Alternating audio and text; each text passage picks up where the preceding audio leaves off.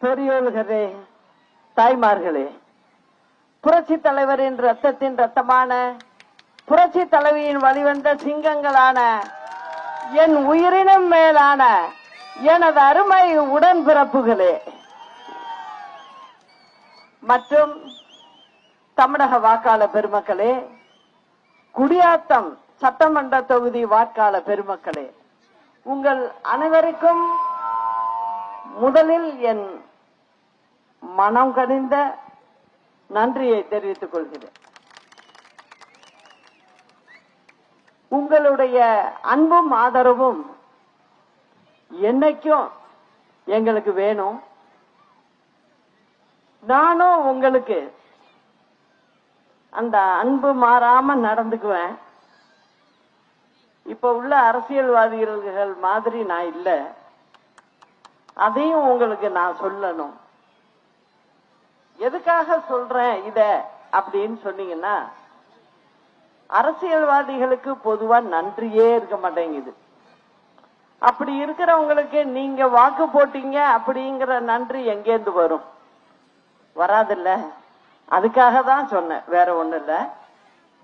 இப்ப இந்த தேர்தல் சில கட்சிகளுக்கான தேர்தல் அப்படின்னு நம்ம பார்க்க முடியாது. இந்த தேர்தல் என்னை பொறுத்த வரைக்கும் இது மக்களுக்கான தேர்தல் அப்படிதான் நான் சொல்லுவேன். காரணம் என்ன அப்படின்னு சொன்னா, இந்த 5 ஆண்டு காலமா மக்களுடைய வாழ்வாதாரம் எதுவும் சீரா இல்லை. மக்களுக்கு எந்தவித நன்மையும் இந்த திமுக அரசு செய்யவில்லை. அதை வச்சு சொல்றேன். நான் வர்ற வழியெல்லாம் பார்த்து பேசும்போது மக்கள் என்ன சொல்றாங்கன்னா, வேலை வாய்ப்பு இல்ல, வீட்டுல இருக்கிற பெண்களுக்கும் ஒன்னும் வேலை வாய்ப்போ எதுவும் இல்ல, எங்க வீட்டுல கஷ்டப்பட்டு படிக்க வச்ச பிள்ளைகளுக்கும் வேலை இல்ல, அரசாங்கமும் எதுவும் செய்யல, நாங்க என்ன பண்றது அப்படிங்கிறாங்க. அடுத்தது அவங்க சொல்றது, தண்ணி இல்ல குடிக்க, எங்க போனாலும் தண்ணி கஷ்டமா இருக்கு, அதுக்கு ஒழுங்கான வழி செய்யல அப்படின்னு சொல்றாங்க. ரோடு வசதி இல்ல, லைட்டு கிடையாது, வீட்டை விட்டு பெண்கள் வெளில போனா அம்மாக்காரவங்க சொல்றது, பொண்ணு வீட்டுக்கு எப்படி பத்திரமா சேரும் அப்படிங்கிற கவலை இருக்கு. இது அம்மா இருந்தப்ப இல்ல. அப்படி இப்ப பெண்களுக்கு ரொம்ப கஷ்டமான ஒரு சூழ்நிலை அப்படின்னு சொன்னாங்க. இதெல்லாம் பார்த்துட்டு நான் கிட்டத்தட்ட 15 நாளா உங்களை பார்க்கற மாதிரி நான் தொடர்ந்து பார்த்துக்கிட்டு தான் வரேன். வர்ற இடத்துல எல்லாம் எல்லாரும் சொல்றது இதுதான். இதுக்கெல்லாம் ஒரு தீர்வு வரணும் அப்படின்னா ஒரு மாற்று ரொம்ப அவசியம். ஏன்னா இவங்களே வந்துகிட்டு இருக்காங்கன்னு வச்சுங்க, மக்களுக்கு ஒரு டோக்கனா கொடுத்து வெற்றி பெற்றுவோம்னு நினைக்கிறாங்க. எதிர்கட்சி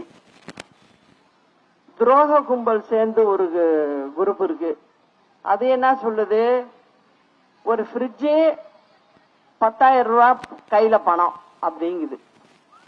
நான் என்ன கேட்கிறேன் உங்களை, அந்த ஃப்ரிட்ஜும் 10,000 ரூபாயும் கொடுத்தா 5 வருஷம் அவங்களுக்கு போருமா? அதே போல திமுக அரச கேட்கிறேன், ஒரு டோக்கன் கொடுத்துட்டு 5 வருஷம் அதுலயே ஓட்டிடலான்னு பாக்குறீங்களா? மக்களுக்கு அவங்க வீட்டுல படிச்ச பிள்ளைகளுக்கு வேலை வாங்கி கொடுத்துக்குன்னா நீங்க இதெல்லாம் கொடுக்கவே வேண்டாம், அவங்களே அதை வாங்கிக்க முடியும்.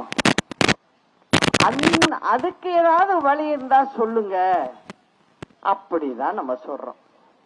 அதனாலதான் சொல்றேன், இந்த அரசாங்கங்கள் வர்றது அவ்வளவு நல்லதில்லை. இப்ப நான் வரும்போதுலயே ஒரு செய்தி, அந்த செய்தியை பாத்தீங்கன்னா, விருதுநகர் பட்டாசு வெடி விபத்து. விருதுநகர் அருகே கட்டனார்பட்டி கிராமத்தில் இயங்கி வரும் தனியாருக்கு சொந்தமான பட்டாசு ஆலையில் இப்ப கொஞ்ச நேரத்துக்கு முன்ன ஏற்பட்ட பயங்கர வெடி விபத்தில் இதுவரை 19 தொழிலாளர்கள் பரிதாபமாக உயிரிழந்திருக்காங்க. மிகவும் அதிர்ச்சியும் வேதனையும் அளிக்குது இது. இந்த தனியார் நிறுவனம் இன்று ஞாயிற்றுக்கிழமை விடுமுறை நாள். விதிகளுக்கு புறம்பாக தொழிலாளர்களை பட்டாசு தயாரிப்பில் ஈடுபடுத்தியது மிகவும் கண்டனத்துக்குரியது. இதில் உயிரிழந்தவர்களின் குடும்பத்தினர்களுக்கும் நண்பர்களுக்கும் எனது ஆழ்ந்த இரங்கலையும் அனுதாபத்தையும் தெரிவித்துக் கொள்கிறேன். மேலும் இந்த விபத்தில் சிக்கிக் கொண்டவர்களை விரைந்து மீட்க வேண்டும் என கேட்டுக்கொள்கிறேன். திமுக தலைமையிலான ஆட்சி பொறுப்பேற்றது முதல் விருதுநகர் மாவட்டத்தில் தொடரும் பட்டாசு ஆலை வெடி விபத்துகளால் சுமார் 80க்கும் மேற்பட்ட பட்டாசு ஆலைகளில் விபத்துகள் நடந்துள்ளதாகவும் 170க்கும் மேற்பட்ட தொழிலாளர்கள் இறந்துள்ளதாகவும் இதில் சுமார் 220 பேர் படுகாயம் அடைந்துள்ளதாகவும் தகவல்கள் தெரிவிக்கின்றன. திமுக தலைமையிலான ஆட்சியில் பட்டாசு தொழிலாளர்கள் பாதுகாப்பு என்பது மிகவும் கேள்விக்குறியாகிவிட்டது.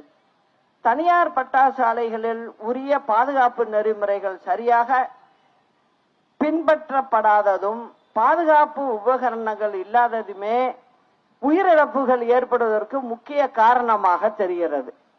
இதற்கெல்லாம் ஆட்சி மாற்றம் ஒன்றே நிரந்தர தீர்வாக அமையும் என்பதை இந்த நேரத்தில் நான் தெரிவிச்சுக்கிறேன். இது நான் தொடர்ந்து 3 ஆண்டு காலமா நான் தொடர்ந்து இங்க இத பத்தி சொல்லிட்டே இருக்கேன். ஆனா அவங்க மனிதர்களுடைய உயிரை அத பத்தி கவலைப்பட்டதா இந்த அரசாங்கத்தை எனக்கு தெரியல.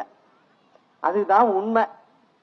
ஏன்னா தனியார் தொழில் நடத்துறாங்க, அங்க நம்ம மக்கள் வேலைக்கு போகுது, அவங்களுக்கு உள்ள பாதுகாப்பு அங்க செஞ்சிருக்காங்களான்னு பார்க்க வேண்டியது திமுக அரசினுடைய செய்ய வேண்டியதும் அவங்கதான். ஆனா அதை அவங்க செய்யவே இல்லை. அதனால தொடர்ந்து இந்த பிரச்சனை நீடிச்சு போயிட்டே இருக்குது. அங்க உள்ள மாவட்ட ஆட்சியர் என்ன பண்ணிட்டு இருக்காருன்னு தெரியல எனக்கு. பல முறை நான் சொல்லும் போது அவங்க இத முதலமைச்சருக்கு கொண்டு போய் இதுக்கு நிரந்தர தீர்வுக்கு உண்டான வழிய பார்க்க வேண்டியது அரசியல்வாதிகளை விட என்னை பொறுத்த வரைக்கும் அதிகாரிகள் பங்கு அதிகம் இருக்கு. ஏன்னா அவங்க எப்போதும் அதிகாரத்துல இருக்கக்கூடியவங்க, அவங்க செய்யணுங்கிறத நான் கேட்டுக்கிறேன். அப்புறம் இந்த பக்கம் வரும்போது எல்லாரும் சொன்னது இந்த பிரச்சனைகளை சொல்றாங்க. இதுக்கெல்லாம் ஒரு நல்ல தீர்வா நம்ம கொண்டு வந்திருக்கோம். அவங்க மாதிரி எல்லாம் பொய் சொல்லி நான் தேர்தல் அறிக்கையெல்லாம் நான் ரெடி பண்ணல. நான் சென்னையிலையும் பண்ணல. வர்ற கிராமங்கள்ல வழியில என்ன தகவல்கள்ல மக்கள் சொன்னாங்களோ அந்த மக்களுக்கு தேவையானது என்னவோ அதை மட்டுமே உருவாக்கி ஒரு 60 வாக்குறுதிகள் கொடுத்திருக்கோம்.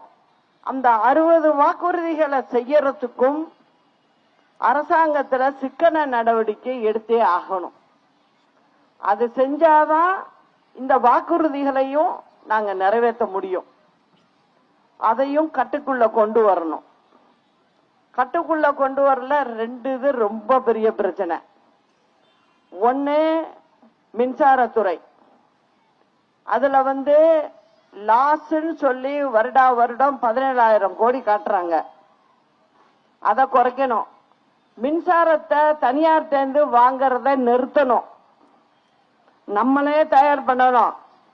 அதுக்கு உண்டானதெல்லாம் அம்மா செஞ்சு வச்சு தயார் பண்ணி நம்மளுக்கு போக மீதிய ஒரு நாளைக்கு 90ல இருந்து 100 கோடி ரூபாய்க்கு நம்ம வெளி மாநிலத்துக்கு வித்திருக்கோம்.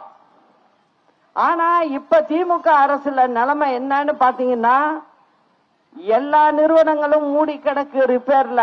அதை சரி பண்ண வழி தெரியல. அதுக்கு பதிலா என்ன பண்றாங்க, ரெடிமேட்ல சட்டம் வாங்கி போடுற மாதிரி தனியார் தேர்ந்து மின்சாரத்தை விலைக்கு வாங்குறாங்க. அந்த விலைக்கு வாங்குறதுனால உங்க வீட்டுல 500 யூனிட் நீங்க உபயோகப்படுத்துறவங்க 2 கோடி பேர் இருக்கீங்க தமிழ்நாட்டுல. உங்கள்கிட்ட ஒவ்வொரு வீட்லயும் ஒவ்வொரு மாசத்துக்கு 800 ரூபாய் கூட வாங்கி வருடத்திற்கு 20,000 கோடிய வாங்கிட்டு இருக்காங்க. அதெல்லாம் நான் நிறுத்தணும். இதெல்லாம் பண்ணும்னா நம்ம சொந்தமா தயாரிப்ப பண்ணி ஆகணும். அந்த மாதிரியான சிக்கன நடவடிக்கைகள், அப்புறம் காற்றாலை மின்சார திட்டம், சூரிய ஒளி மின்சார திட்டம், இதெல்லாம் ஒரு 10,000 மெகாவாட்டுக்கு தயார் பண்ணணும். இது எல்லாம் அதுல கொண்டு வந்திருக்கேன். அதனால நிச்சயம் மக்களுக்கு பாரம் கொடுக்காம எப்படி செய்யணும் அப்படிங்கறத முடிவு பண்ணி தான் நாங்க செயல்படுவோம். அதனால இங்க குடியாத்தம் தொகுதி மக்கள் ஒரு மாற்றத்தை நிச்சயம் நீங்க எல்லாம் கொடுக்கணும். உங்ககிட்ட எல்லாம் வாக்கு கேட்டு வருவாங்க. வரும்போது நாங்க இதை தர்றோம் அதை தர்றோம்னு சொல்லுவாங்க. என்ன கொடுத்தாலும் வாங்கிக்கிங்க, ஏன்னா அது அவங்க அப்பா வீட்டு பணம் கிடையாது. அதனால வாங்கிக்கிங்க. வாக்குகளை மட்டும் நம்ம வேட்பாளருக்கு நீங்க போடணும். என்ன சின்னத்துல போடணும்னா தென்னந்தோப்பு சின்னத்துல வாக்களிக்கணும் அப்படிங்கறத கேட்டுக்கிறேன். அப்புறம் பாத்தீங்கன்னா இந்த குடியாத்தம் தொகுதிக்குன்னு சில பிரச்சனைகள் இருக்கு. அந்த பிரச்சனைகளை எல்லாம் திமுக அரசு செஞ்சு கொடுக்கிறேன்னு சொல்லி செய்யல. அது குடியாத்தம் பகுதியில 10,000க்கும் மேற்பட்ட விசைத்தறி கூடங்கள் இருக்கு. அவங்க ரொம்ப கஷ்டத்துல இருக்காங்க. அவங்களுக்கு எந்தவித உதவியும் அரசாங்கம் செய்யல. தடையில்லா மின்சாரம் வழங்கணும், அவங்க அதை கேட்கிறாங்க, ஆனா செய்யல. தொழிலாளர் நலத்துறையில ஒப்பந்தப்படி கூலி உயர்வு வழங்க வேணும், அதையும் பண்ணல. ஜவுளி பூங்கா அமைக்க வேண்டும் என விசைத்தறி தொழிலாளர்கள் தொடர்ந்து கோரிக்கை வச்சுட்டு இருக்காங்க, அதையும் செய்யல. கடந்த சட்டமன்ற தேர்தலில் திமுக வாக்குறுதியாக வழங்கியது தற்போது வரை நடவடிக்கையே எடுக்கல. இதுக்கெல்லாம் அதுக்குள்ள அடுத்த தேர்தலுக்கு டோக்கன் தர்றேன்னு கிளம்பிட்டாங்க. அதனால ஜாக்கிரதையா இருங்க. யானை, காட்டுப்பன்றி உள்ளிட்ட வனவிலங்குகள் ஊருக்குள் புகுந்து விவசாய நிலங்களை சேதப்படுத்துவதால் வாழ்வாதாரம் பாதிக்கப்படுகிறது. காட்டு விலங்குகளின் நடமாட்டத்தை தடுக்க விவசாயிகள் கோரிக்கை, அதையும் செய்யறேன்னு சொன்னாங்க, ஆனா இதுவரைக்கும் செய்யல. மகாநதி ஆற்றின் வெள்ளப்பெருக்கில் பாதிக்கப்பட்ட 1280 வீடுகளை அகற்றி புதியதாக வீடு அல்லது இடம் தருவதாக தேர்தல் வாக்குறுதி போன முறை சொல்லிட்டு போனாங்க. ஆனா அதுல 100 பேருக்கு மட்டும் கொடுத்துட்டு மீதி பேருக்கு இந்த நாள் வரைக்கும் கொடுக்கல. பல ஆண்டுகளாக கிடப்பில் உள்ள பேரணாம்பட்டு பந்தலப்பள்ளி பகுதியில் பாலம் அமைத்து தர மக்கள் கோரிக்கை, இதையும் செஞ்சு தரேன்னு சொன்னாங்க, ஆனா செய்யல. குடியாத்தம் சட்டமன்ற தொகுதியில் அரசு மகளிர் கல்லூரி கட்டி தருவதாக வாக்குறுதி போன முறை அளிச்சாங்க, ஆனா இன்ன வரைக்கும் அதை நிறைவேற்றல. வேலூர் மாவட்டம் காவலூரில் மூலிகை பண்ணை மீண்டும் திறக்கப்படும்னு அவங்க சொன்னாங்க, ஆனா அதை செய்யல. வாக்குறுதி எண் 211ல வேலூரில் தோல் பொருட்கள் பூங்கா அமைக்கப்படும் சொன்னாங்க, அதையும் செய்யல. இதெல்லாம் போன முறை சொன்னதவங்க செய்யல. இப்ப திருப்பி வந்திருக்காங்க வாக்கு கேட்கறதுக்கு. வேற இன்னொரு தேர்தல் அறிக்கையை கொடுத்துட்டு வந்திருக்காங்க. 2006ஆம் ஆண்டு இந்த குடியாத்தம் தொகுதி